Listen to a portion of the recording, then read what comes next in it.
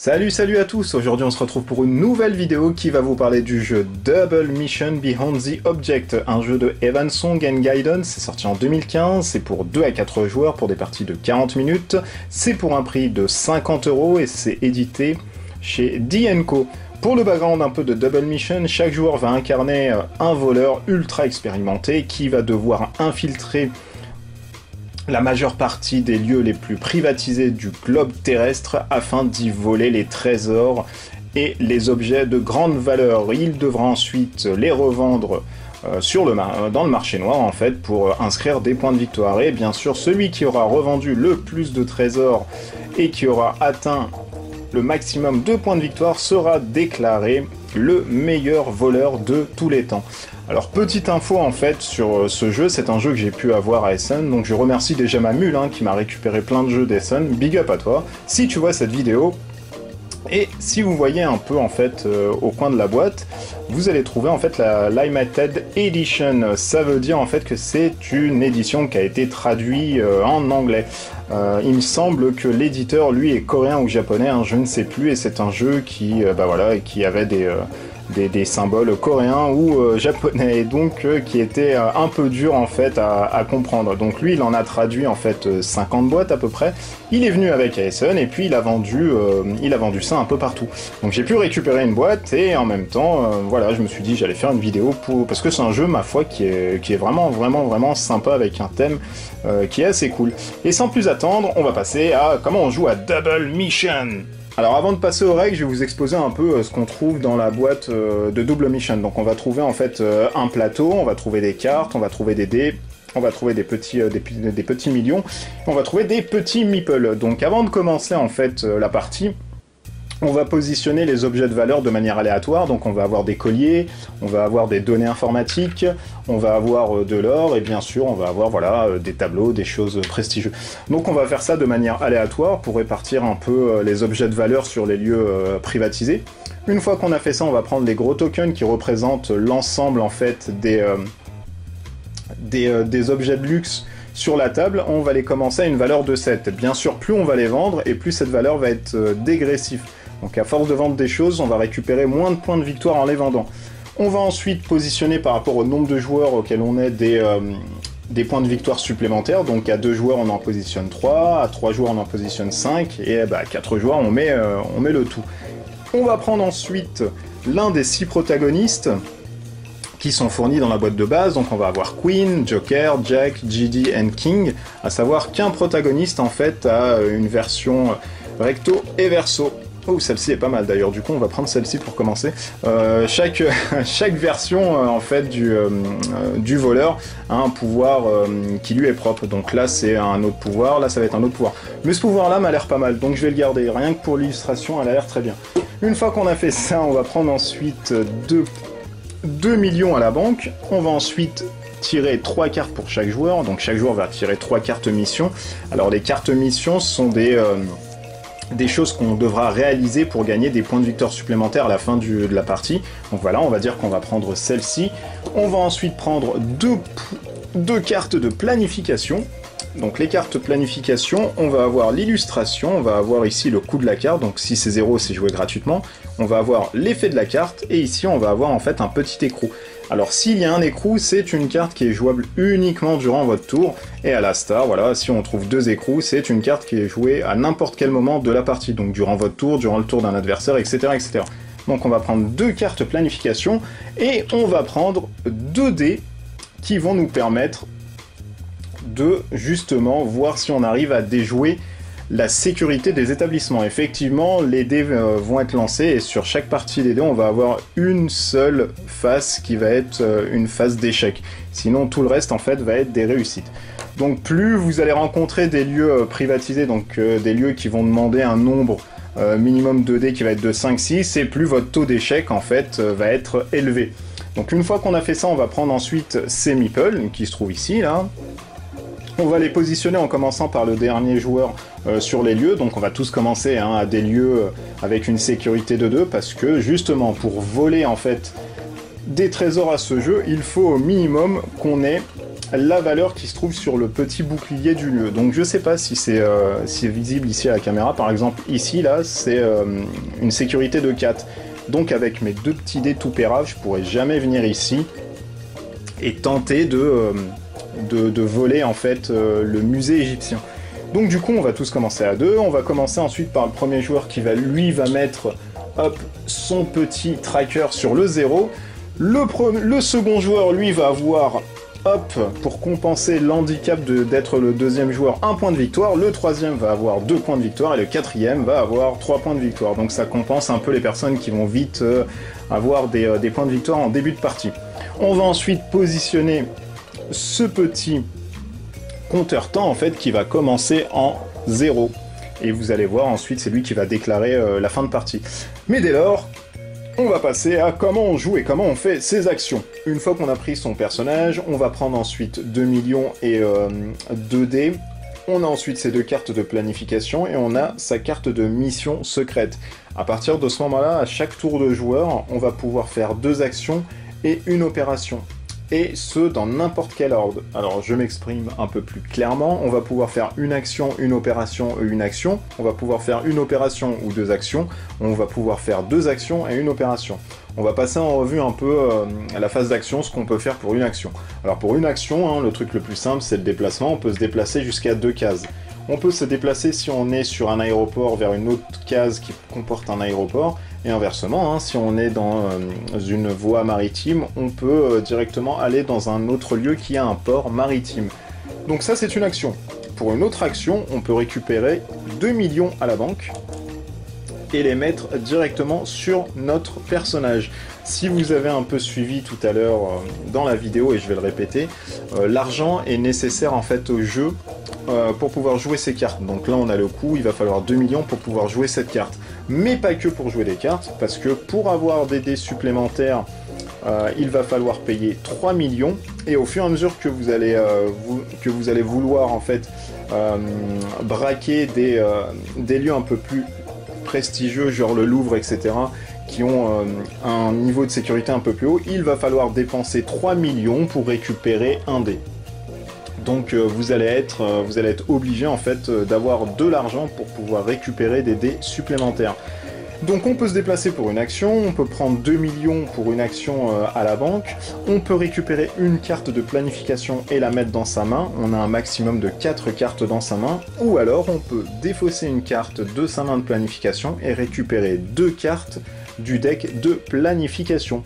Voilà, à savoir que ces actions peuvent être faites, excusez-moi, 2 fois en fait. Donc on peut se déplacer 2 fois de suite, on peut récupérer jusqu'à 4 millions et on peut récupérer jusqu'à 2 cartes ou alors 3 cartes à son tour. Arrive ensuite, bien sûr, le cœur du jeu, hein, la phase d'opération. C'est là où nos voleurs vont pouvoir braquer et infiltrer les lieux les plus prestigieux du monde, du Louvre en passant par le musée égyptien et le casino Macao.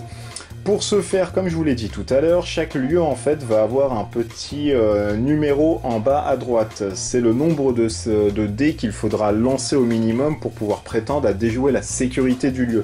C'est-à-dire par exemple ici je suis à Séoul, j'ai un niveau de sécurité de 2, ça tombe bien, on commence tous avec 2 dés, je vais lancer mes dés.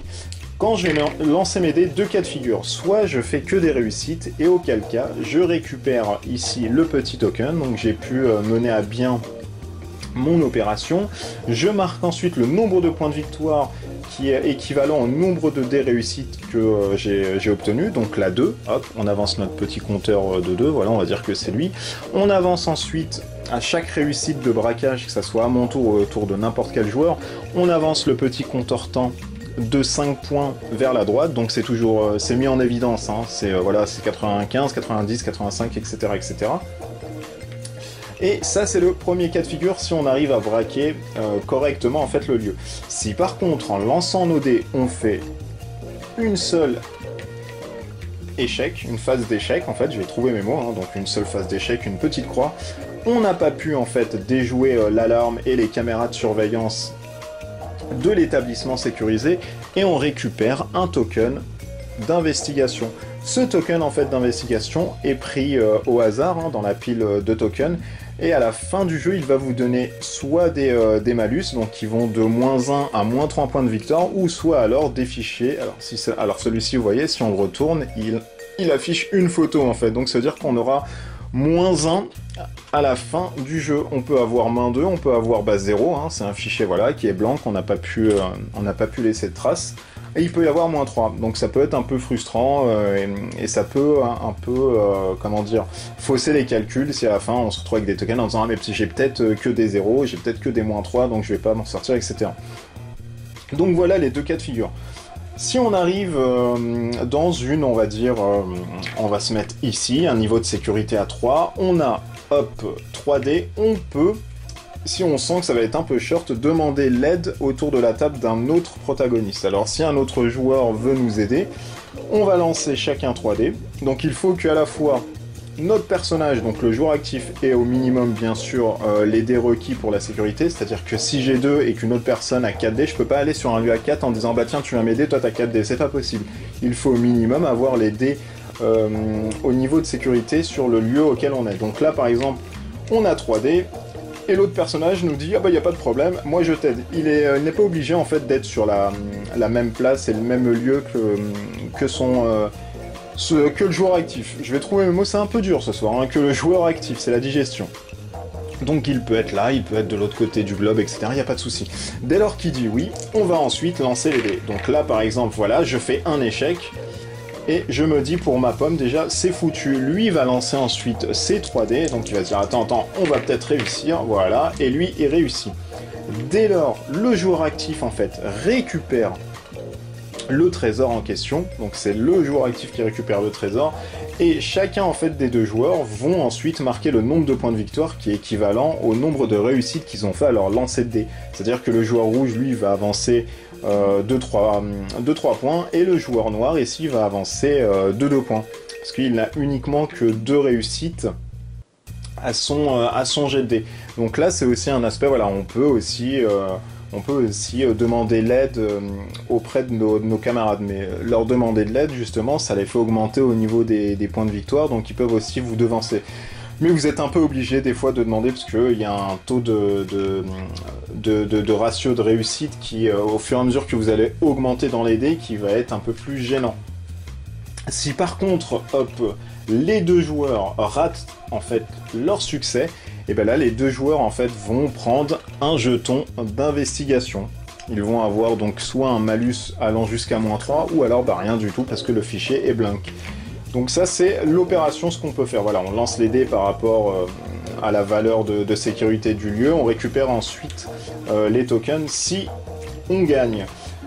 À la fin du tour du joueur, il va avoir en fait plusieurs tokens. Donc on va dire que voilà, il a volé ça et il a volé ça. Admettons, voilà. Là on est dans ce cas de figure où il a volé tout ça.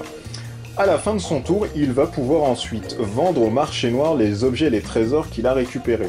Mais il pourra vendre en fait soit tout, ou soit rien du tout. Je m'exprime.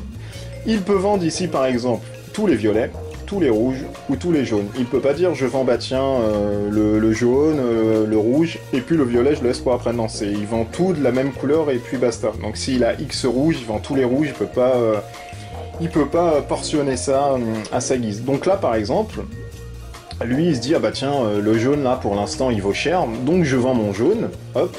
Il va ensuite vendre son jaune, donc on le met là, ou vous le mettez où vous voulez, voilà, il n'apparaît plus. Il vend son jaune, et ensuite il va marquer X points de victoire qui correspond à la valeur sur le marché noir de l'or. Donc par exemple ici l'or a une valeur de 7, hop, il est dégressif parce que du coup on en a vendu un sur le marché, il avance son compteur de 7 points. Si par exemple, hop, on avait, tac, 2 ors, ici on vend les deux, l'or est toujours ici, on avance de 14 points parce qu'on en vend 2 et ça vaut 7. Par contre, le jeton se déplace de 2. Donc maintenant on en a vendu 2, il en vaut 4. Au fur et à mesure que vous allez avancer, vous allez peut-être voir des joueurs qui vont stacker un peu des tokens en se disant bah tiens, je vais faire la triplette, je vais en vendre 3 d'un coup et je vais faire 21 points. C'est là où le jeu est intéressant, enfin pour ma part, c'est que dès que vous allez voir un joueur qui va commencer à stocker un peu de trésors, vous allez directement récupérer juste le trésor pour le faire chier en lui disant bah tiens je le vends maintenant et regarde maintenant c'est une valeur de 5 et c'est plus de 7. Donc attendre à avoir des tokens c'est bien, mais il faut savoir les vendre, c'est un peu comme la bourse, il faut savoir les vendre au bon moment sinon vous pouvez faire enfler mais directement quoi. Et voilà donc on continue, on fait plein de petits tours jusqu'à ensuite arriver au 0, on compte les points de victoire, les missions secrètes qu'on a pu avoir durant le début de la partie, on regarde ensuite qui est arrivé au summum sur l'échelle des points de victoire, et puis c'est déclaré le super grand voleur de la mort qui tue. On a aussi des petits succès ici, et je vais finir avec ça, des petits succès qui se trouvent ici. À la fin de son tour, on va voir en fait, hop, par exemple ici, si on a 2 tokens marron, c'est ça, on boit 2 tokens livres, on gagne ce succès, hop. On récupère ça et ça nous fait des points de victoire supplémentaires à la fin. Par contre, on récupère uniquement un seul token à la fin de son tour. C'est-à-dire que si j'avais par exemple cette combinaison ainsi que cette combinaison, je serais dans l'obligation d'en choisir l'une des deux. Donc bien sûr, là je vais prendre la combinaison qui vaut le plus, donc 6 au lieu de 4, ce qui paraît normal. Et puis voilà. Et puis voilà comment se joue double mission. Je vais essayer de vous récupérer un peu la boîte parce qu'elle est en dessous. Hop, hop, hop, hop, hop, histoire de vous la remontrer. Tac. Donc voilà. Double mission, Beyond the Object, un jeu de Evan Song et Gaiden. C'est sorti en 2015, ça vaut une cinquantaine d'euros, 2 à 4 joueurs, 40 minutes. C'est édité chez D&Co. Alors moi je l'ai trouvé en anglais, mais encore une fois, hein, ça Essen, et big up à la personne qui m'a ramené mes petites wishlists. Du coup, je sais pas si c'est trouvable hein, encore en anglais chez le site de l'éditeur, je sais pas. Moi, je vous mettrai le lien et vous vous démerdez directement hein, pour aller voir. Hein, entre guillemets, non, c'est une boutade. Mais regardez pour le coup, ouais, si c'est possible de le trouver encore en VO. Voilà, donc c'est un petit jeu hyper sympa. Le thème des braqueurs, moi, je le connaissais pas en fait dans l'univers du jeu de société.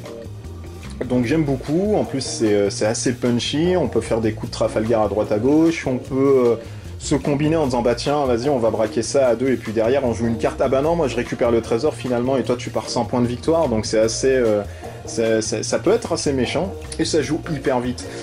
Après les malus moi que j'ai pu voir à l'intérieur, enfin pour ma part, après peut-être d'autres personnes ça les dérange pas, mais moi pour ma part, je trouve le fichier, en fait, les tokens qu'on loupe les investigations, je trouve ça un peu couperé en fait. C'est-à-dire qu'on peut être sur, voilà, on peut être à 75 points, ensuite on se récupère, je sais pas, 3-4 tokens parce qu'on a eu des jets de dés foireux, etc.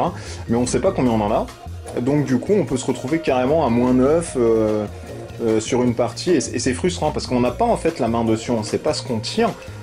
C'est de l'aléatoire, donc du coup c'est très problématique. J'ai eu un petit souci avec ça, mais bon après pourquoi pas, voilà, c'est le parti pris où on loupe un truc, on se prend des malus, mais il aurait peut-être fallu, je sais pas, avoir par exemple, on loupe le premier braquage, on prend un fichier, on a 0, et ensuite les autres fichiers en fait qu'on reçoit, bah voilà, là on a une escalation, donc on a +1, +1, +1, +1, sachant qu'on va en recevoir hein, des tokens, on va toujours, dès qu'on va commencer à cambrioler des trucs à 3 ou à 4, ça va commencer à sentir un peu du fion de sauterelle, et du coup, là, on va en faire des malus à ces lancers de dés, mais je pense qu'il aurait peut-être fallu avoir voilà, une échelle, en fait, de graduation. Plus on loupe de tests, et plus là, on est recherché par Interpol, etc. À mon sens, ça aurait peut-être dû tourner là-dessus, mais bon, après, voilà, moi, je suis pas créateur du jeu, je suis pas game designer, etc. J'ai juste des idées, mais ça se trouve, c'est des conneries, et je dis souvent en même temps des conneries. Donc voilà, après, hormis ça, moi je trouve le jeu assez sympa, franchement c'est un truc qui...